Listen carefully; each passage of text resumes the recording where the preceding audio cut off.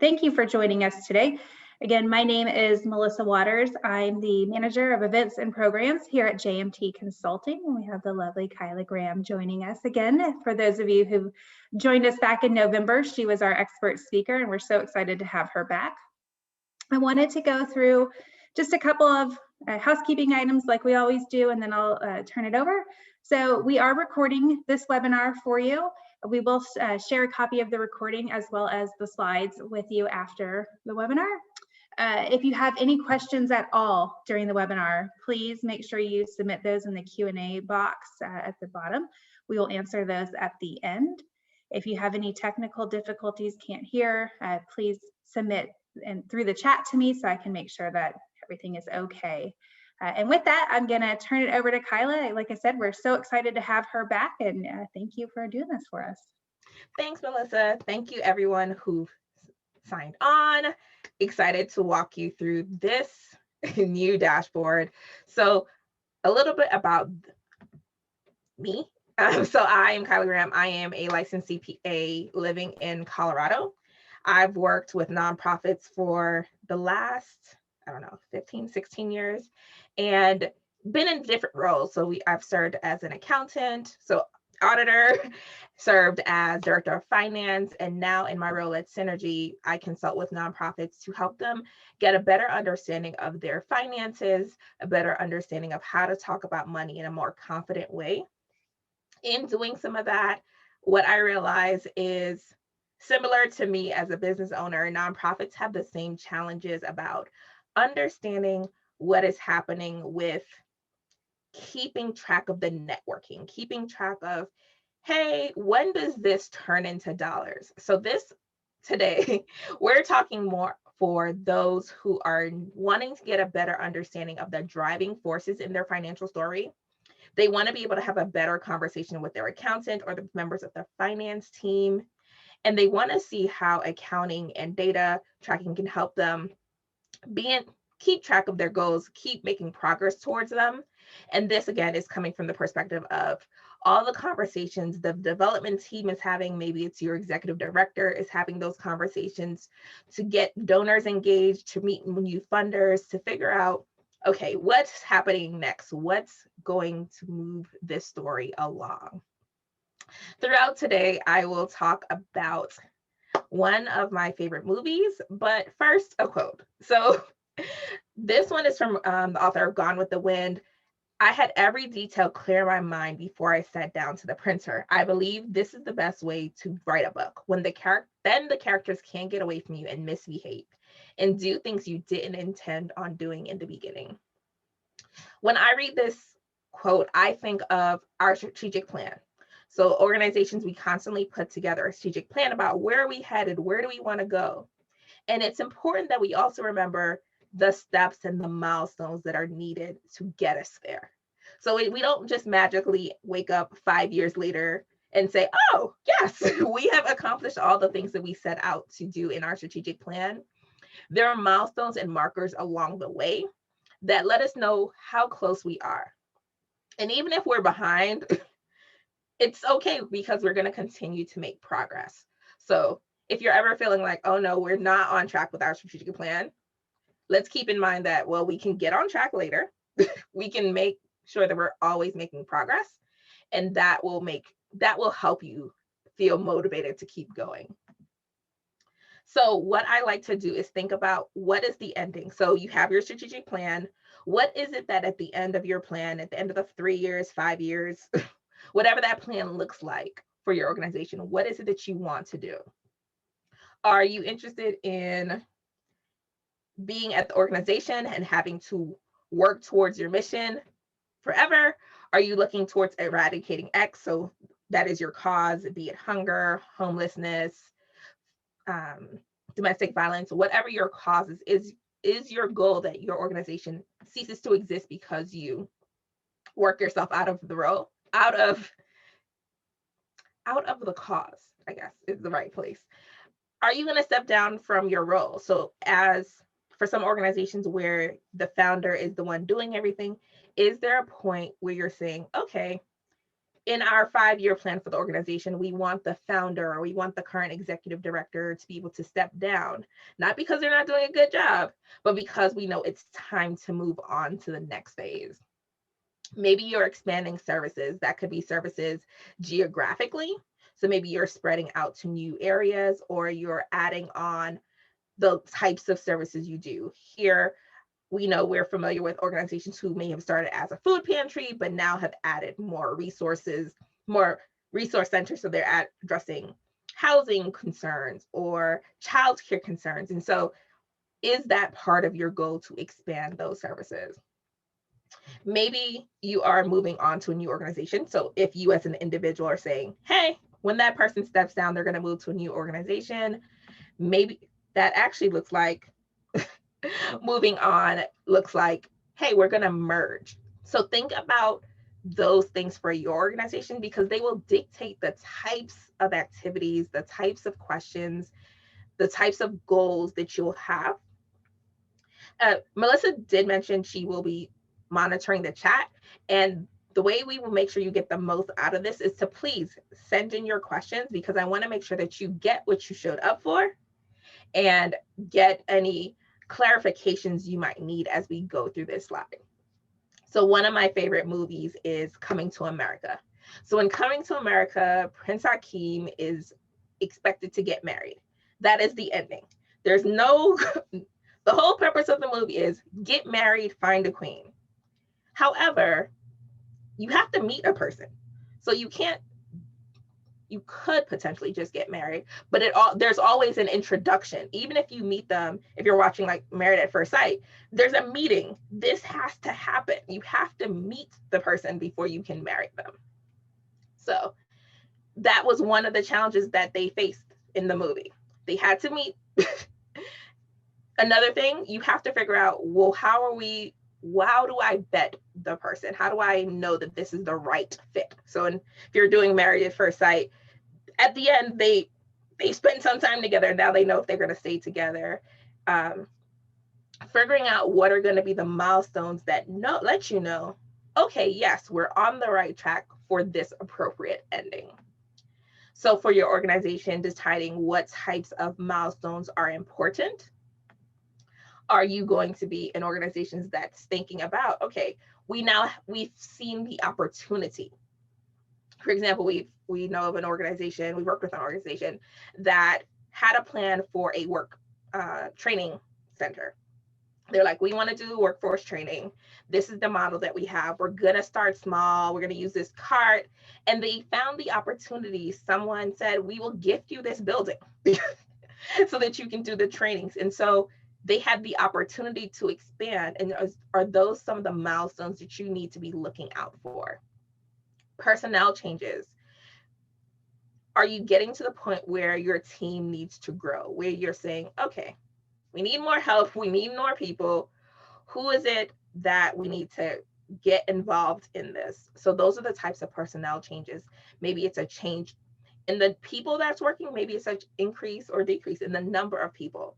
What are going to be the triggering points? So as the director of finance for an organization, what I found is I worked very closely with the development team, and which is why I wanted to make sure this sort of addressed some of the concerns I saw brought up there. And development teams change constantly. You have to be keeping track of, for your organization, what is the normal trend? How long do you typically keep someone on, so that you can have an idea of like, oh, even if they love it, things might happen and we might lose this person. So what personnel changes, what do we need to be prepared for? What is a triggering milestone? When they hit, a 2-year mark and we're used to only a year and a half, should we say, okay, what have we learned from that? The other thing is being approached by a major funder. So you could have had the opportunity where your programs have changed and now you're getting people reaching out to say, hi, we'd like to give you money, which we have seen. We had one of our clients get a call from a funder who's been seeing the work that they've been doing. So it wasn't that there was a earth-shattering, well, 2020 was earth-shattering for many of us. It wasn't just that there was this one occurrence, but they had built that track record that allowed a funder to say, hi, we've seen the work that you're doing. We want to support it more. And so being able to say for within your organization, are we showing people that the work that we're doing? Are we able to actively engage people and say, look, 5 years ago we were doing this, now we're doing this. This is how things have changed. Look at the difference we've made in our communities. Those are the types of things you want to be sure to say. What are the milestones that would lead up to that? The other things are opportunities to merge. Is that a milestone you want? So this can be on either side. If you're wanting to bring another organization into your fold and say, oh, okay, yes, you're doing the same work. You're doing similar work to what we're doing. We can see where our connections make sense. Are those milestones, are those markers that indicate to you that you're getting closer to your strategic plan? So those are all lovely. Those are all great big milestones, but we know that there are the smaller things that need to happen to get there. Just like knowing whether or not you will be married or stay married, you need to get to know the person. You need to figure that out. Even though that's the big milestone, that's the big ending, they're the smaller things of learning about them. So in coming to America, he needs to get a job. He needs to get her father's approval. He needs to figure out where he's going to live. All those smaller things are the little challenges that we sometimes overlook, not because we don't know that they exist, but we sometimes downplay how much effort and how much time they take. Oftentimes we're putting together the budget. I'm hearing, okay, we're going to fundraise $1 million this year. We only did 250 last year. And so that's a big leap. What is it going to take for us to get there? So what are going to be the underlying plots? Not just that we're being approached by a major funder, but okay, what will it take for that major funder to notice us? What are those little pieces that will address that? So we have the increasing revenue. They're little steps though that get us there. We're growing the mailing list. That way more donors are hearing about us. We're developing new offerings. Maybe we realize we are serving more needs and we need to adjust how we do that with organizations, with our client base. So looking to say, oh, we realize that we do this informally. Maybe we need to formalize that structure. Maybe we don't just hand out housing assistance every once in a while, but we now have a formal program that's specific to housing assistance. The other things, maybe we're increasing the number of clients. So what does that mean? Do we need to partner with more organizations who serve them in a different way? That way they're getting connected to what we do. So all the little things that will make that milestone more achievable are what we're looking here for the underlying plots. Sometimes it's the increase in visibility. Oftentimes, organizations might be in the background doing the work, and sometimes we need to make sure, okay, is the marketing team's efforts, are we being clear with them? Are we clearly communicating what's changed, what's happening? Are we giving them the resources they need to move forward? So that means we need to know who the characters are. So we need to know the role that everyone is playing. Who are the people we need to get involved? What is it that they need to know? What is it that they need to do so that they don't, in our opinion, misbehave and do things we didn't intend? So it's very important that we're clear about the parameters and the guidelines and the expectations. This means our clients need to know what is the service that we're offering. We need to be sure that we're clear about how we're communicating that. We need to make sure that they're clear about what they need to bring to receive services. Maybe that's the vendors. We need to make sure that the relationships with the vendors are clear. Sometimes our vendors can be the people who are referring us to resources. So for example, we notice that some of our clients need more tech help.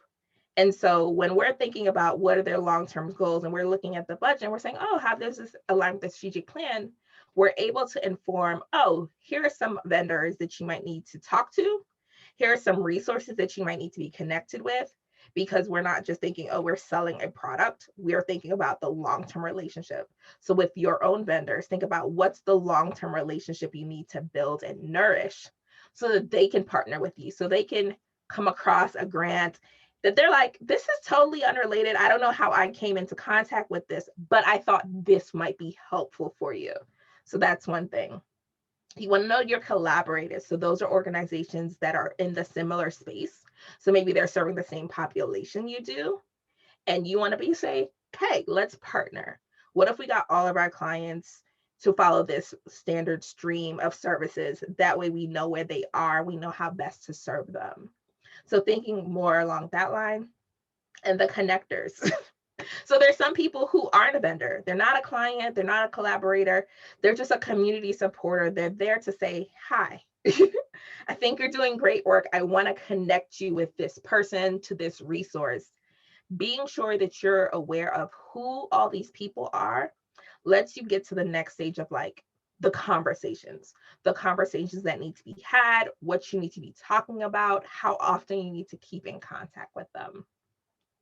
And of course, because we run organizations that do not survive on air alone, we need to be mindful about the dollars earned or generated. So that could be the gifts that are made, pledges that are made, those types of things. How much are we earning? Maybe you have some program service income, that type of thing, and how much is being spent. So we manage budgets. We try to keep an eye on things.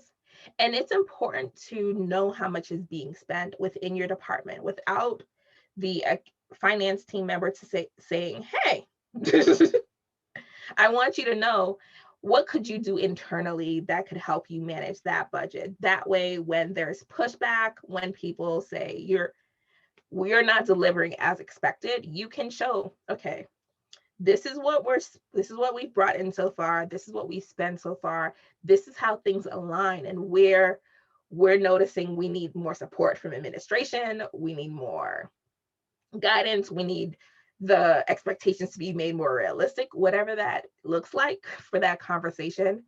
Being clear about your own numbers internally to say, okay, I have an idea. I want to be able to ask a question of the finance team. And you're not purely just saying, oh, well, the report they gave me looks good. You have an idea of like, what else should be factored in, what else might be missing. So we have our key performance indicators. Melissa has the link to the dashboard, which I'll pull up next.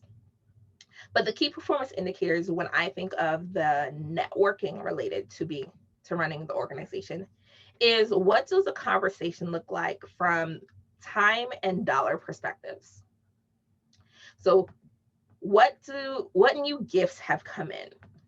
What's the number of pledges that we have that are outstanding? What are the number of recurring donors? What are the number of meetings that are being had? And who is in the follow-up queue?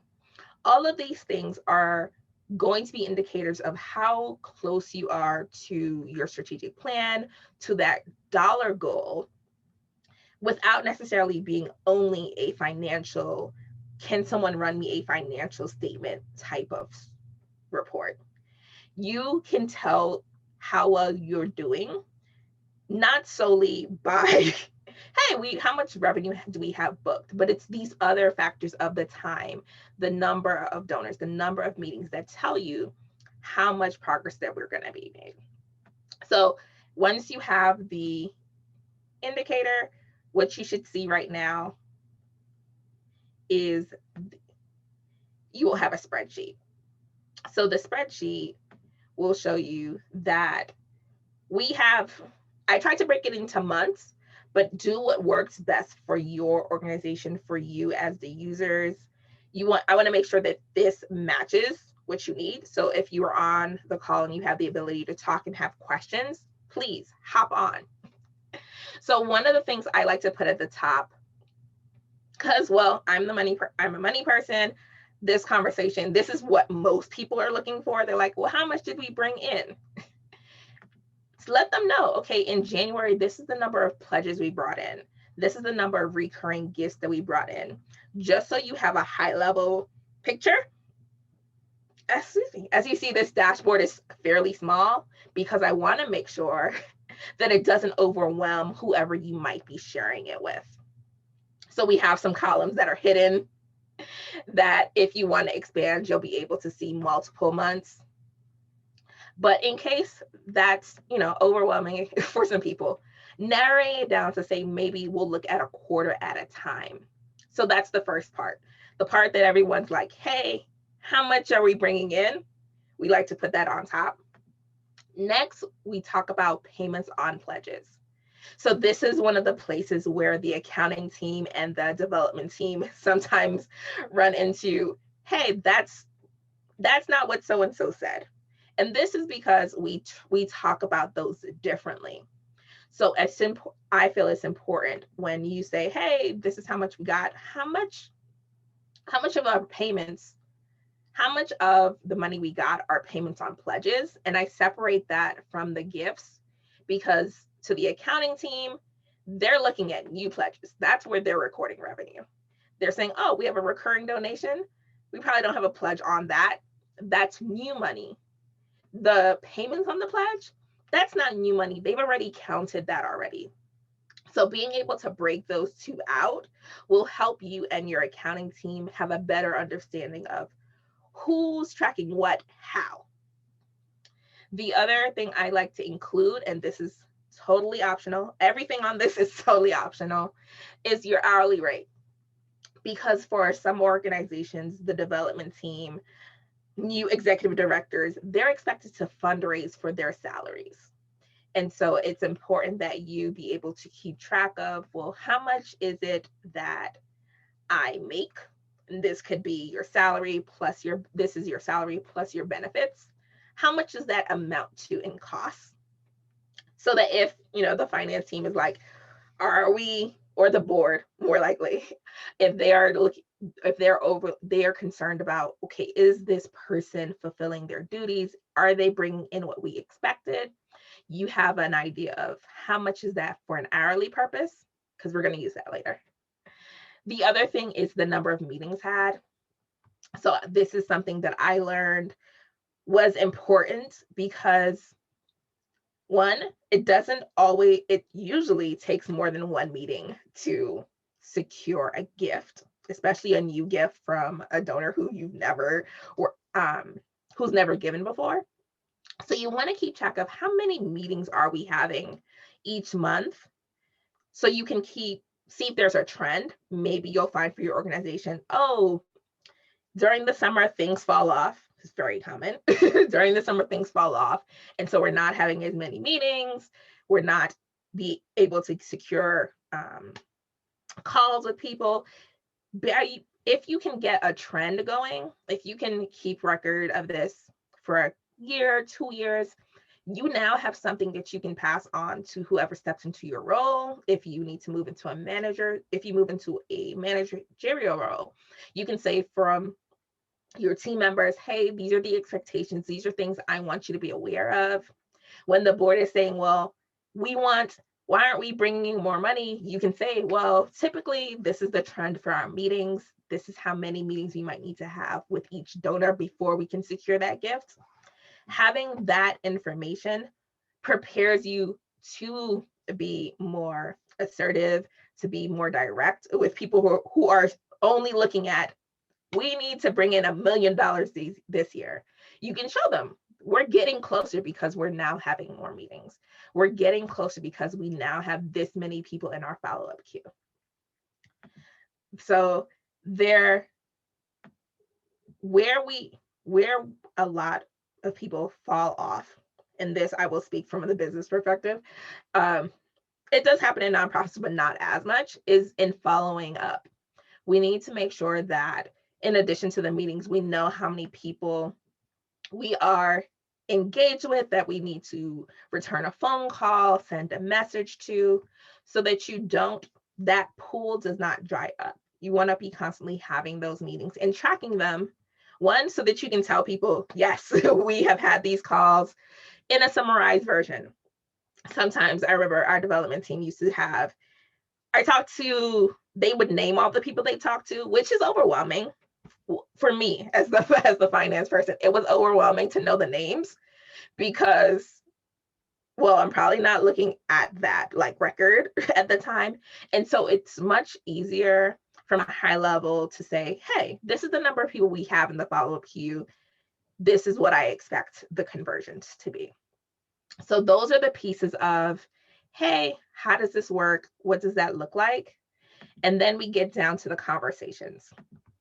So the conversations are one of the things that I like to make sure we are tracking, and it's slightly different from the rest. So sometimes we are parts of groups that we're like, yes, this will open me up to being able to reach this donor, being able to reach a funder at this place. And we want to make sure we're able to see how much revenue is being generated from that.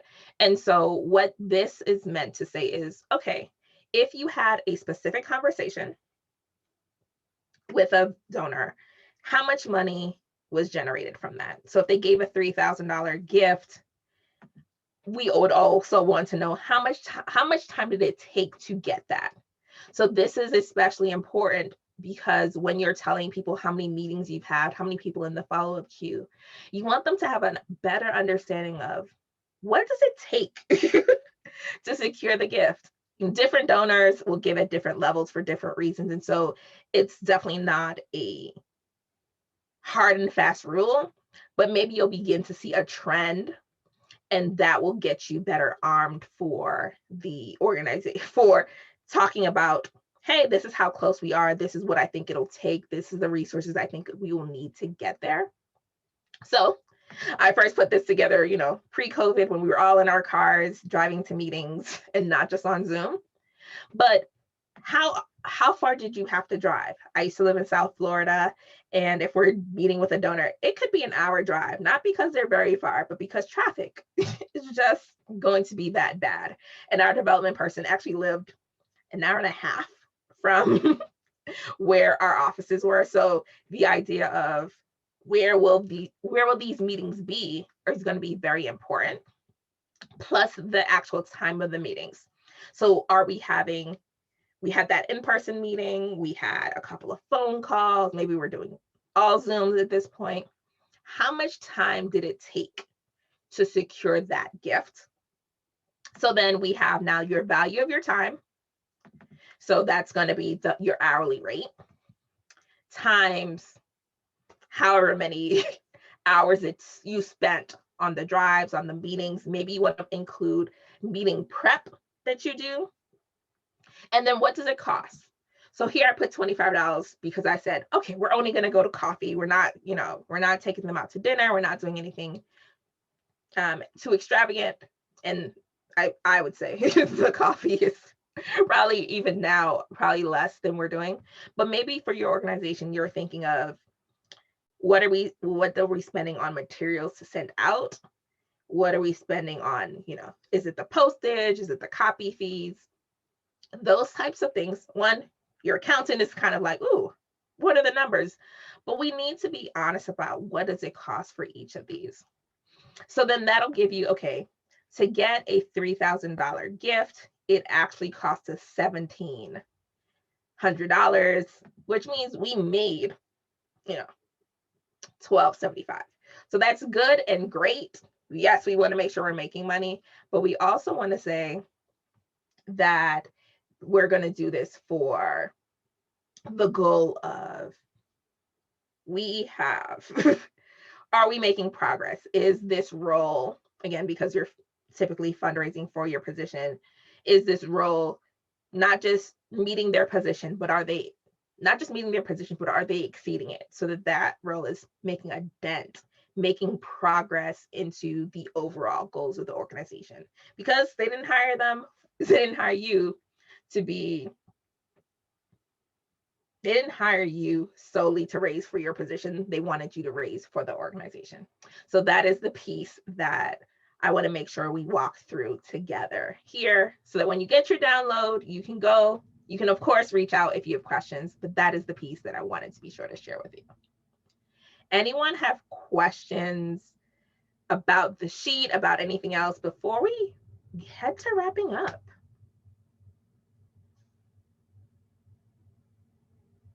Sorry, I was having trouble unmuting. No worries. We do have someone that submitted a question that said, so this fundraiser seems to be raising $30 for every $17.25 they get paid before overhead expenses for their position. Is that right? Yes. So yeah, yes, that would be correct. So for this organization, thinking through is that going to be helpful for you? Yes, because this is not factoring any overhead costs. Does that address your question? In a second to respond here. Says yes, thank you. Great. So now we have gone through those key performance indicators. As you are working on your own to see what makes sense for your organization, what you need to adjust, what you need clarification on, that sheet will change over time. It is just to give you a starting point.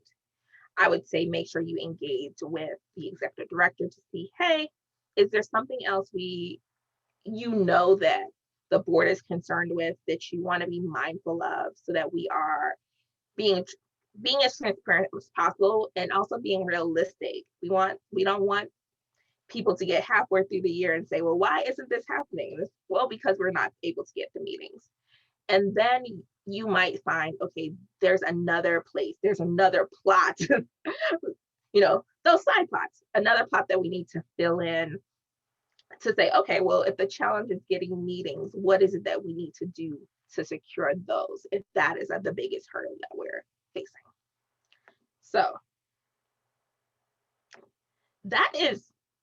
I like to make sure we come in and we give you exactly what you need and what you showed up for.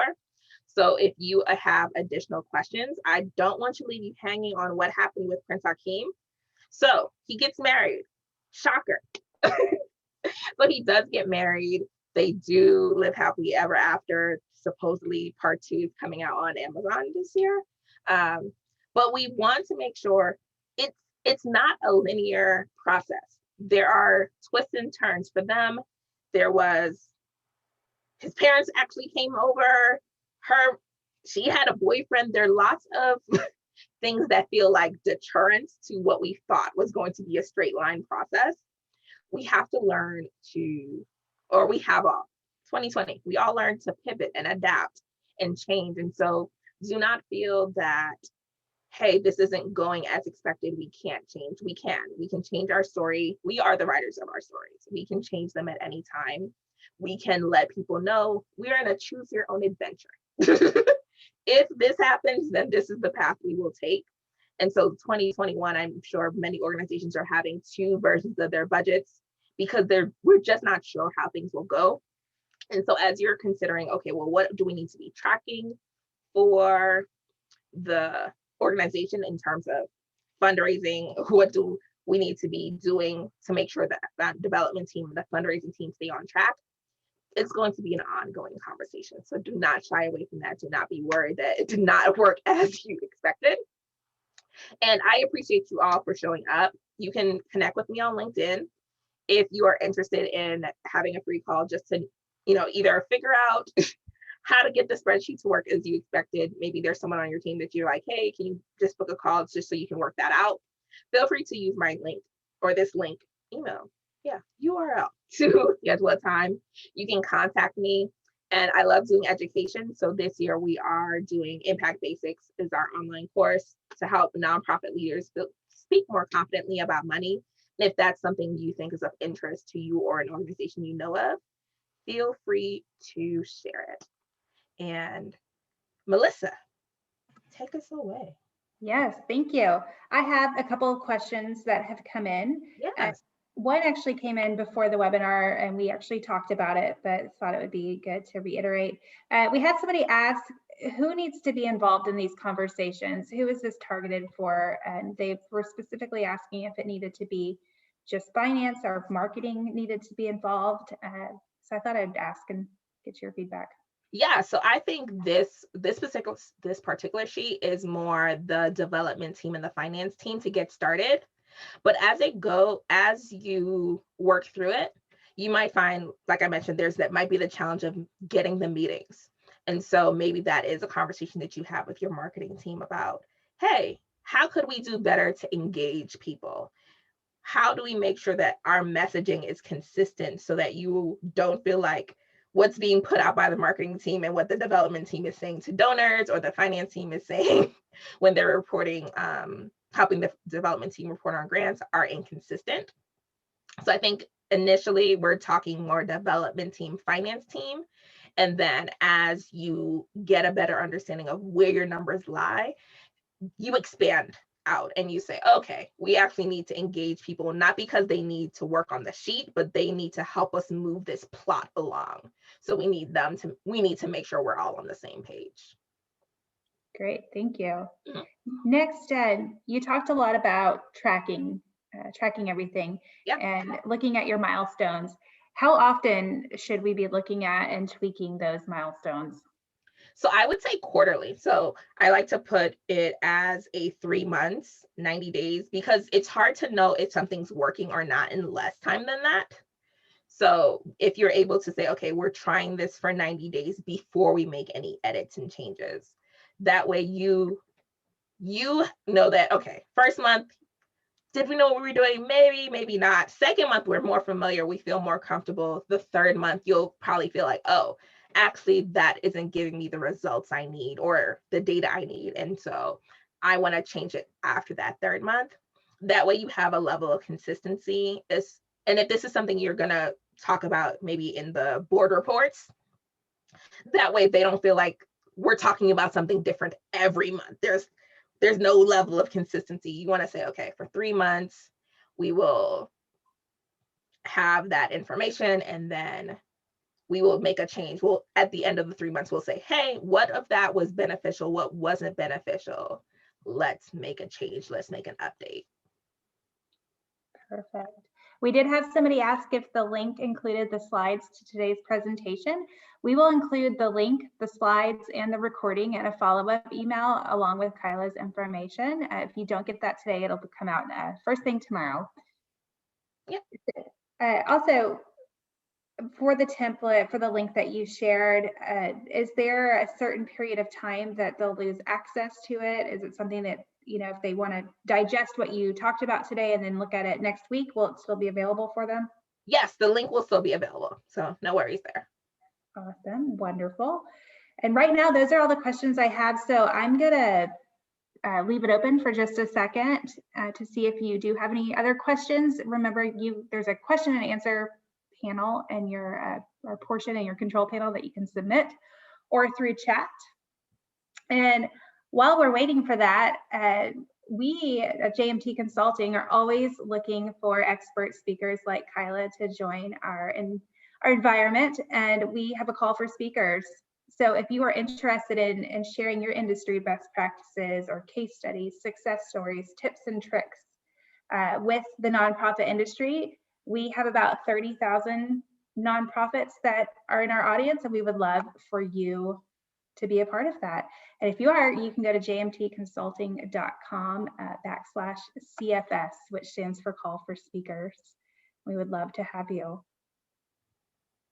I don't see any questions coming in. So Chyla, I'm going to let you say some final remarks and then I'll close us down.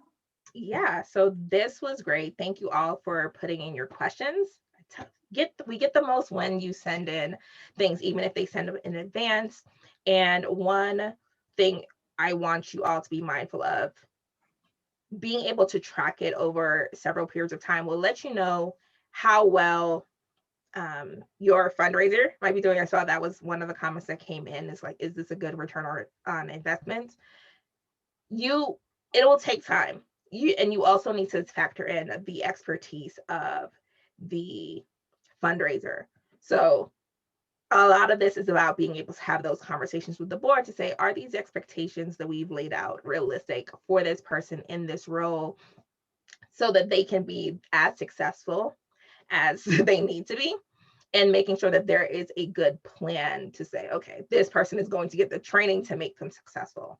So take that to mean there will be progress being made. We are currently in a new shift of what does this look like? What does giving look like now that so many things are virtual, now that there's so many concerns, there's so many restrictions in place. So you might find that this year looks unlike any other. Surprise.